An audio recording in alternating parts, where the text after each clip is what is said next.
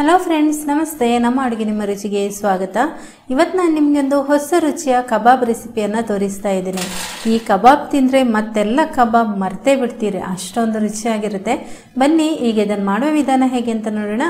ನೀವಿನ್ನೂ ನಮ್ಮ ಚಾನಲ್ಗೆ ಸಬ್ಸ್ಕ್ರೈಬ್ ಆಗಲಿಲ್ಲ ಅಂದರೆ ದಯವಿಟ್ಟು ಸಬ್ಸ್ಕ್ರೈಬ್ ಮಾಡ್ಕೊಳ್ಳಿ. ಪಕ್ಕದಲ್ಲಿರುವ ನೋಟಿಫಿಕೇಷನ್ ಬೆಲ್ ಕೂಡ ಕ್ಲಿಕ್ ಮಾಡ್ಕೊಳ್ಳಿ. ಮೊದಲಿಗೆ ಈ ಕಬಾಬ್ ಮಾಡೋದಕ್ಕೆ ಮಸಾಲೆಯನ್ನು ನಾವು ರೆಡಿ ಮಾಡ್ಕೊಳ್ಳೋಣ. ಅದಕ್ಕೆ ಸಣ್ಣ ಮಿಕ್ಸಿ ಜಾರ್ ತೊಗೊಂಡಿದ್ದೀನಿ.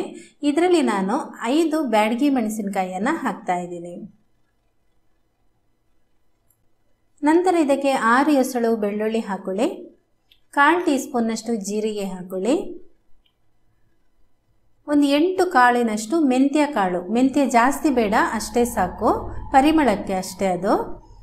ಆಮೇಲೆ 1/2 ಟೀ ಸ್ಪೂನ್ನಷ್ಟು ಧನಿಯಾ ಅಥವಾ ಕೊತ್ತಂಬರಿ ಬೀಜವನ್ನು ಹಾಕೊಳ್ಳಿ. ಸ್ವಲ್ಪ ಗರಂ ಮಸಾಲ, 1/4 ಟೀ ಸ್ಪೂನ್ನಷ್ಟು ಗರಂ ಮಸಾಲ ಪುಡಿ ಹಾಕ್ತಾ ಇದ್ದೀನಿ. ಪುಡಿ ಇಲ್ಲ ಅಂದರೆ ಅದರ ಬದಲು ನೀವು ಚಕ್ಕೆ, ಲವಂಗ ಅದನ್ನು ಕೂಡ ಹಾಕೋಬೋದು. ಒಂದೆರಡು ಪೀಸ್ ಹಾಕೊಳ್ಳಿ, ಸಾಕು. ಈಗ ಇದನ್ನು ನಾವು ಪುಡಿ ಮಾಡ್ಕೊಳ್ಳೋಣ. ನುಣ್ಣಗೆ ಎಷ್ಟು ಸಾಧ್ಯ ಆಗುತ್ತೆ ಅಷ್ಟು ನುಣ್ಣಗೆ ಪುಡಿ ಮಾಡ್ಕೊಳ್ಳೋಣ. ಅಕಸ್ಮಾತ್ ನಿಮಗೆ ನೋಡಿ ಇಷ್ಟು ನಾನು ಪುಡಿ ಮಾಡ್ಕೊಂಡಿದ್ದೀನಿ, ಇಷ್ಟ ಆಗಲಿಲ್ಲ ಅಂದರೆ ಬೆಳ್ಳುಳ್ಳಿ ಒಟ್ಟಿಗೆ ಸೇರಿಸಿರೋದ್ರಿಂದ ತುಂಬ ಪುಡಿ ಆಗೋದಿಲ್ಲ, ಇಷ್ಟೇ ಆಗೋದು. ಇಷ್ಟ ಆದರೆ ಸಾಕು, ಕರೆಕ್ಟ್ ಆಗುತ್ತೆ, ಹದ ತುಂಬ ಚೆನ್ನಾಗಿ ಬರುತ್ತೆ. ಇಷ್ಟು ಕೂಡ ನಿಮಗೆ ನಿಮ್ಮ ಮಿಕ್ಸಿ ಜಾರ್ನಲ್ಲಿ ಆಗಲಿಲ್ಲ ಅಂತ ಇದ್ದರೆ ಆಗ ನೀವು ಒಂದು ಸ್ವಲ್ಪ ನೀರು ಹಾಕಿ ಗಟ್ಟಿಯಾಗಿ ಪೇಸ್ಟ್ ಕೂಡ ಮಾಡ್ಕೊಳ್ಬೋದು. ಆದರೆ ನೀರಾಗಿ ಬೇಡ, ಗಟ್ಟಿ ಪೇಸ್ಟ್ ಇರಬೇಕು. ಈಗ ಇದನ್ನು ಒಂದು ಬೌಲಿಗೆ ನಾನು ಹಾಕ್ಕೊಳ್ತಾ ಇದ್ದೀನಿ. ನೋಡಿ, ಪುಡಿ ಇಷ್ಟ ಆಗಿದೆ. ಆಮೇಲೆ ಇದಕ್ಕೆ ನಾನಿಲ್ಲಿ ಬ್ಯಾಡಗಿ ಮೆಣಸಿನಕಾಯಿ ಹಾಕಿದ್ದಲ್ವಾ, ಖಾರ ಸ್ವಲ್ಪ ಬೇಕು ಅಂತ ಒಂದು 1/2 ಟೀ ಸ್ಪೂನಷ್ಟು ಖಾರದ ಪುಡಿ ಹಾಕ್ಕೊಳ್ತಾ ಇದ್ದೀನಿ, ಅಂದರೆ ಚಿಲ್ಲಿ ಪೌಡರ್ ಹಾಕ್ಕೊಳ್ತಾ ಇದ್ದೀನಿ. ನಿಮಗೆ ಖಾರ ಜಾಸ್ತಿ ಬೇಕು ಅಂದರೆ ಇನ್ನೂ ಜಾಸ್ತಿ ಹಾಕ್ಕೋಬೋದು. ಆಮೇಲೆ ಒಂದು 2 ಚಿಟಿಕೆಯಷ್ಟು ಅರಿಶಿನ ಪುಡಿ, ಅರ್ಧ ಹೋಳಿನಷ್ಟು ನಿಂಬೆ ರಸ ಹಾಕ್ಕೊಳ್ಳುವಾಗ ಅದರ ಬೀಜ ಎಲ್ಲ ತೆಗಿಬೇಕು, ನಂತರ ಅದನ್ನು ಹಿಂಡಿಕೊಳ್ಬೇಕು. ಹುಳಿ ಇನ್ನೂ ಕೂಡ ಬೇಕಿದ್ರೆ ಮತ್ತೆ ನಿಂಬೆ ರಸ ಹಾಕೋಬೋದು. ಮಸಾಲೆ ಈಗ ಒಂದು ಕಡೆ ಇರಲಿ. ನಾನು ನಿಮಗೆ ಕಬಾಬ್ ಯಾವುದರಲ್ಲಿ ಮಾಡೋದು ಅಂತ ಹೇಳಿಲ್ಲಲ್ಲ, ಬಾಳೆಕಾಯಿಯ ಕಬಾಬ್ ಮಾಡ್ತಾ ಇದ್ದೀನಿ. ಒಂದು ಬಾಳೆಕಾಯಿಯನ್ನು ತೊಗೊಂಡಿದ್ದೀನಿ. ತುಂಬ ಎಳೆಯ ಬಾಳೆಕಾಯಿ ತೊಗೊಳ್ಳಿ. ಇದು ತುಂಬ ಎಳೆಯ ಬಾಳೆಕಾಯಿನೇ, ಆದರೆ ಫ್ರಿಜ್ಜಲ್ಲಿಟ್ಟು ಒಂದು 3-4 ದಿನ ಆಗಿತ್ತು. ಅದಕ್ಕೆ ಅಲ್ಲಲ್ಲಿ ಸ್ವಲ್ಪ ಸಿಪ್ಪೆ ಅದರದ್ದು ಕಪ್ಪಗಾಗಿದೆ. ಈಗ ಇದರ ತೊಟ್ಟನ್ನು ಈ ರೀತಿ ಕಟ್ ಮಾಡ್ಕೊಳ್ಳಿ. ನಂತರ ಇದರ ಸಿಪ್ಪೆ ಎಲ್ಲ ತೆಗಿಬೇಕು. ನೋಡಿ, ಎಳೆಯ ಬಾಳೆಕಾಯಿ, ಕಲರ್ ನೋಡಿದರೆ ಗೊತ್ತಾಗುತ್ತೆ ನಿಮಗೆ. ಈ ರೀತಿ ಎಲ್ಲ ಸಿಪ್ಪೆಯನ್ನು ತೆಗೀರಿ ಇದ್ರದ್ದು. ಅಯ್ಯೋ, ನಾವು ಯಾವುದ್ರದ್ದು ಅಂತ ಅಂದ್ಕೊಂಡ್ವಿ, ಬಾಳೆಕಾಯಿದು ಅಂತ ಅಂದ್ಕೊಂಡ್ರಾ? ತುಂಬ ರುಚಿಯಾಗಿರುತ್ತೆ. ಒಂದು ಸರ್ತಿ ಟ್ರೈ ಮಾಡಿ ನೋಡಿ. ನಿಮಗೆ ಬಾಳೆಕಾಯಿ ಬಜ್ಜಿ ಯಾರಿಗಿಷ್ಟ ಇಲ್ಲ ನೋಡಿ, ಈ ಕಬಾಬ್ ಮಾಡಿಕೊಡಿ, ತುಂಬಾ ಇಷ್ಟಪಡ್ತಾರೆ. ಈಗ ಇದರ ಸಿಪ್ಪೆ ಎಲ್ಲ ತೆಗೆದಾದ್ಮೇಲೆ ಕಟ್ ಮಾಡ್ಕೊಳ್ತಾ ಇದ್ದೀನಿ. ಫಸ್ಟ್ ಈ ರೀತಿ 2 ಭಾಗವಾಗಿ ಮಾಡಿಕೊಂಡು ಒಂದು ಭಾಗವನ್ನು ಈ ರೀತಿ 3 ಉದ್ದಕ್ಕೆ ಭಾಗ ಮಾಡ್ಕೊಳ್ತಾ ಇದ್ದೀನಿ. ಸ್ಕ್ವೇರ್ ಶೇಪಲ್ಲಿ ಈ ರೀತಿ ಕಟ್ ಮಾಡ್ಕೊಳ್ಳಿ. ನೋಡಿ, ಸಣ್ಣದಾಗಿ ಕಟ್ ಮಾಡಿಕೊಂಡ್ರೆ ತುಂಬ ಬೇಗ ಬೇಯುತ್ತೆ. ನಿಮಗೆ ಸ್ವಲ್ಪ ದೊಡ್ಡ ಸೈಜ್ ಬೇಕು ಅಂತಿದ್ರೆ ಅದನ್ನು 2 ಭಾಗವಾಗಿ ಮಾಡಿಕೊಂಡು ಕಟ್ ಮಾಡ್ಕೊಳ್ಬೋದು. ಈ ರೀತಿ ಎಲ್ಲವನ್ನು ಮಾಡ್ಕೊಂಡಿದ್ದೀನಿ. ಈಗ ಒಂದು ಪಾತ್ರೆಯಲ್ಲಿ ನೀರು ಹಾಕಿ ಅದಕ್ಕೆ ಇದನ್ನು ಹಾಕ್ತಾ ಇದ್ದೀನಿ. ಒಂದು 5 ನಿಮಿಷ ಹಾಗೇ ಇರಲಿ ನೀರಿನಲ್ಲಿ, ನಂತರ ಇದನ್ನು ಉಪಯೋಗಿಸ್ಕೊಳ್ಳೋಣ.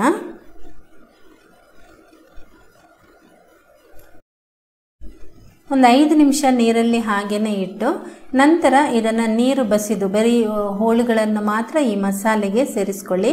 ನೀರು ಹಾಕಬೇಡಿ. ಮಸಾಲೆ ಗಟ್ಟಿಯಾಗಿರಬೇಕು, ಆವಾಗಲೇ ನಮಗೆ ಕಬಾಬ್ ಚೆನ್ನಾಗಿ ಮಸಾಲೆ ಎಲ್ಲ ಅಂಟ್ಕೊಂಡಿರುತ್ತೆ. ಇದರಲ್ಲಿ 2 ಸ್ಪೂನ್ನಷ್ಟು ಕಾರ್ನ್ ಫ್ಲೋರ್ ಇದೆ, ಸ್ವಲ್ಪ ಮಾತ್ರ ಹಾಕ್ತಾ ಇದ್ದೀನಿ, ಸ್ವಲ್ಪ ಹಾಗೇ ಇಡ್ತಾ ಇದ್ದೀನಿ, ಮತ್ತೆ ಬೇಕಾದರೆ ಹಾಕೋಬೋದು. ಆಮೇಲೆ ಇದರಲ್ಲಿ 2 ಸ್ಪೂನ್ನಷ್ಟು ಮೈದಾ ಹಿಟ್ಟು ಇದೆ, ಇದು ಕೂಡ ಹಾಗೇ ಸ್ವಲ್ಪ ಹಾಕ್ಕೊಂಡು ಸ್ವಲ್ಪ ಹಾಗೇ ಇಡ್ತೀನಿ. ಯಾಕೆಂದರೆ ಎಲ್ಲನೂ ಹಾಕಿದರೆ ಜಾಸ್ತಿ ಆಗಿಬಿಟ್ರೆ ಅದು ಒಂದು ರೀತಿ ನಾರಿನ ಥರ ಆಗುತ್ತೆ. ಅದಕ್ಕೋಸ್ಕರ ಎಷ್ಟು ಬೇಕು ಅಷ್ಟು ಮಾತ್ರ ಹಾಕೊಳ್ಳೋದು. ಮತ್ತು ಕೋಟಿಂಗಿಗೆ ಅದು ಕಮ್ಮಿ ಆಗಿದೆ ಅಂತ ಅನಿಸಿದ್ರೆ ಮತ್ತೆ ಹಾಕೋಬೋದು. ರುಚಿಗೆ ತಕ್ಕಷ್ಟು ಉಪ್ಪು ಹಾಕ್ಕೊಂಡಿದ್ದೀನಿ. ಚೆನ್ನಾಗಿ ಒಂದು ಸರ್ತಿ ಇದನ್ನು ಕಲಸ್ಕೊಳ್ಳೋಣ ಎಲ್ಲ. ನಿಮ್ಮ ಹತ್ರ ಕಾರ್ನ್ ಫ್ಲೋರ್ ಇಲ್ಲ ಅಂದರೆ ಅಕ್ಕಿ ಹಿಟ್ಟು ಹಾಕೋಬೋದು. ಅಕ್ಕಿ ಹಿಟ್ಟು ಹಾಕಿದರೆ ಕರಿಯುವಾಗ ನಿಧಾನ ಉರಿಯಲ್ಲಿ, ಅಂದರೆ ಅದು ಬೇಗ ಕಪ್ಪಾಗಿಬಿಡುತ್ತೆ, ಅದಕ್ಕೋಸ್ಕರ ನಿಧಾನ ಉರಿಯಲ್ಲಿ ಕರಿಬೇಕಾಗುತ್ತೆ. ಆದರೆ ಕ್ರಿಸ್ಪಿನೆಸ್ ತುಂಬ ಚೆನ್ನಾಗಿ ಕೊಡುತ್ತೆ ಅದು ಕೂಡ. ಈಗ ಇಲ್ಲಿ ಸ್ವಲ್ಪನೇ ನೀರನ್ನು ಹನಿಸ್ಕೊಂಡು ನೀವು ಗಟ್ಟಿಯಾಗಿ ಇದನ್ನು ಕಲಸ್ಕೊಳ್ಬೇಕು. ನೀರಾಗಬಾರ್ದು. ನೀರಾಗ್ಬಿಟ್ರೆ ಅದರ ಕೋಟಿಂಗ್ ಬಿಟ್ಕೊಳ್ಳುತ್ತೆ, ಅದಕ್ಕೋಸ್ಕರ ಗಟ್ಟಿಯಾಗಿರಬೇಕು.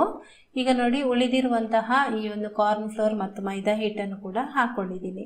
ಒಟ್ಟಿಗೆ 2 ಸ್ಪೂನ್ ಮೈದಾ ಹಿಟ್ಟು, 2 ಸ್ಪೂನ್ ಕಾರ್ನ್ ಫ್ಲೋರ್ ಅಷ್ಟು ಸಾಕಾಗುತ್ತೆ ಒಂದು ಬಾಳೆಕಾಯಿಗೆ. ತುಂಬ ಚೆನ್ನಾಗಿ ಗರಿ ಗರಿಯಾಗಿ ಬರುತ್ತೆ ಇದು. ನೀರು ನೋಡ್ತಾ ಇದ್ರಲ್ವಾ, ಈ ಥರನೇ ಹಾಕಬೇಕು ನೀರು. ನೋಡಿ ಈ ರೀತಿ ಗಟ್ಟಿಯಾಗಿ ಕಲಸಿ ರೆಡಿ ಮಾಡ್ಕೊಂಡಿದ್ದೀನಿ.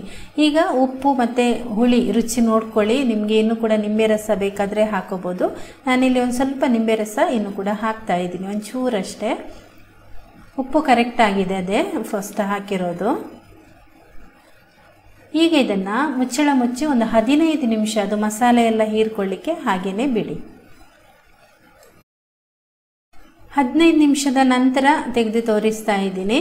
ಚೆನ್ನಾಗಿ ಮಿಕ್ಸ್ ಆಗಿದೆ ನೋಡಿ, ಗಟ್ಟಿಯಾಗಿದೆ. ಈ ರೀತಿ ನೀರು ಬಿಟ್ಕೊಂಡು ಸ್ವಲ್ಪ ಅದು ಅಂಟು ಚೆನ್ನಾಗಿ ಬರುತ್ತೆ, ಅದಕ್ಕೋಸ್ಕರ ಸ್ವಲ್ಪ ಹೊತ್ತು ಇಡಬೇಕು. ಮಸಾಲೆ ಕೂಡ ಚೆನ್ನಾಗಿ ಹೀರ್ಕೊಳ್ಳುತ್ತೆ ಆವಾಗ. ಎಲ್ಲ ಒಂದು ಸರ್ತಿ ಚೆನ್ನಾಗಿ ಮಿಕ್ಸ್ ಮಾಡ್ಕೊಳ್ಬೇಕು. ಈಗ ಇದು ರೆಡಿ ಆಗಿದೆ, ಬನ್ನಿ ಫ್ರೈ ಮಾಡೋಣ. ಎಣ್ಣೆ ಬಿಸಿ ಆಗ್ಲಿಕ್ಕೆ ಇಟ್ಟಿದ್ದೇನೆ. ತುಂಬ ಬಿಸಿಯಾಗಿದೆ, ಅದಕ್ಕೋಸ್ಕರ 1-2 ಫಸ್ಟ್ ಹಾಕ್ಕೊಂಡು ಆ ಬಿಸಿಯನ್ನು ಬ್ಯಾಲೆನ್ಸ್ ಮಾಡುತ್ತೆ ಆವಾಗ. ಆಮೇಲೆ ಅದನ್ನು ತಕ್ಷಣವೇ ತೆಗೆದುಬಿಡ್ತೀನಿ. ಈಗ ನೋಡಿ ಹಾಕಿದ ತಕ್ಷಣ ಅದು ಕಲರ್ ಬಂದುಬಿಟ್ಟಿದೆ. ಇನ್ನೂ ಸ್ವಲ್ಪ ಹೊತ್ತು ಇಟ್ಟರೆ ಅದು ಕಪ್ಪಗಾಗ್ಬಿಡುತ್ತೆ, ಬೇಗ ಬೇಯೋದಿಲ್ಲ ಒಳಗಡೆ. ಅದಕ್ಕೋಸ್ಕರ ಆ ಬಿಸಿಯನ್ನು ಬ್ಯಾಲೆನ್ಸ್ ಮಾಡಿಕೊಂಡು ಉರಿಯನ್ನು ಕಡಿಮೆ ಇಟ್ಟು ನಂತರ ಹಾಕೋಬೇಕು.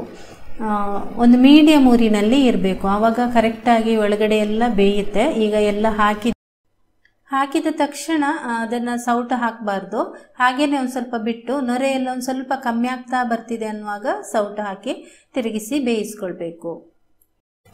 ನಿಧಾನಕ್ಕೆ ಅದರ ನೊರೆ ಎಲ್ಲ ಕಮ್ಮಿ ಆಗ್ತಾ ಬರ್ತಾ ಇದೆ. ಈಗ ಇದನ್ನು ತಿರುಗಿಸಿ ಹಾಕ್ತಾ ಇದ್ದೀನಿ. ಈ ರೀತಿ ಮಾಡ್ಕೋಬೇಕು.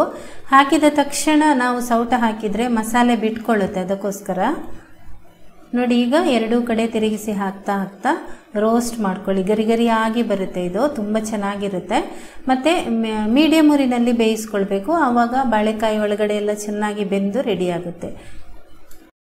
2 ಕಡೆ ಮಗಚಿ ಹಾಕ್ತಾ ಫ್ರೈ ಮಾಡ್ಕೊಂಡಿದ್ದೀನಿ. ಒಂದು ತೆಗೆದು ನಾನು ತಿಂದು ನೋಡಿದ್ದೀನಿ, ಚೆನ್ನಾಗಿ ಬೆಂದಿದೆ. ಈಗ ಇದು ರೆಡಿಯಾಗಿದೆ, ತೆಗಿತಾ ಇದ್ದೀನಿ. ತುಂಬ ಗರಿ ಗರಿಯಾಗಿ ಬಂದಿದೆ, ಒಳಗಡೆ ಬಾಳೆಕಾಯಿ ಸಾಫ್ಟ್ ಆಗಿರುತ್ತೆ, ತುಂಬಾ ರುಚಿಯಾಗಿರುತ್ತೆ. ಕಬಾಬ್ ನೋಡಿ ಒಳ್ಳೆ ಕಲರ್ಫುಲ್ ಆಗಿ ಬಂದಿದೆ, ಬ್ಯಾಡಗಿ ಮೆಣಸಿನಕಾಯಿ ಹಾಕಿರೋದ್ರಿಂದ. ನೀವು ಮೆಣಸಿನಕಾಯಿ ಬದಲಿಗೆ ಪುಡಿ ಕೂಡ ಹಾಕಿ ಮಾಡ್ಬೋದು, ಆದರೆ ಈ ರೀತಿ ರುಬ್ಬಿ ಮಾಡುವಂಥದ್ದು ಒಂದು ರುಚಿ ಇದೆಯಲ್ಲ, ಅದ್ಭುತವಾಗಿರುತ್ತೆ. ಈಗ 2ನೇ ಸರ್ತಿ ಹಾಕ್ತಾ ಇದ್ದೀನಿ. ತುಂಬ ಚೆನ್ನಾಗಿರುತ್ತೆ, ಖಂಡಿತ ನೀವು ಮನೆಯಲ್ಲಿ ಟ್ರೈ ಮಾಡಿ. ಮಕ್ಕಳಿಗೂ ಇಷ್ಟ ಆಗುತ್ತೆ, ದೊಡ್ಡವರಿಗೂ ಕೂಡ ತುಂಬಾ ಇಷ್ಟ ಆಗುತ್ತೆ. ಗರಿ ಗರಿಯಾಗಿ ಬರುತ್ತೆ ಕೂಡ ಇದು. ಊಟದ ಜೊತೆ ಸೈಡ್ ಡಿಶ್ ಆಗಿ ತಿನ್ಬೋದು ಅಥವಾ ಸ್ನ್ಯಾಕ್ಸ್ ಥರನೂ ತಿನ್ಬೋದು. ಹಾಗೆಯೇ ಒಂದು ತಿಂತಾ ಇದ್ರೆ ತಿಂತಾನೇ ಇರಬೇಕು ಅನಿಸುತ್ತೆ, ಅಷ್ಟೊಂದು ಚೆನ್ನಾಗಿರುತ್ತೆ. ಖಂಡಿತ ನೀವು ಮನೆಯಲ್ಲಿ ಟ್ರೈ ಮಾಡಿ. ಈ ವಿಡಿಯೋ ಇಷ್ಟ ಆಗಿದ್ರೆ ಒಂದು ಲೈಕ್ ಮಾಡಿ, ನಿಮ್ಮ ಪರಿಚಯದವರಿಗೆ ಶೇರ್ ಮಾಡಿ. ಹಾಗೆಯೇ ನಮ್ಮ ಚಾನಲ್ಗೆ ನೀವೇನು ಸಬ್ಸ್ಕ್ರೈಬ್ ಆಗಲಿಲ್ಲ ಅಂದರೆ ದಯವಿಟ್ಟು ಸಬ್ಸ್ಕ್ರೈಬ್ ಮಾಡಿ, ಕಮೆಂಟ್ ಮಾಡಿ. ಧನ್ಯವಾದಗಳು.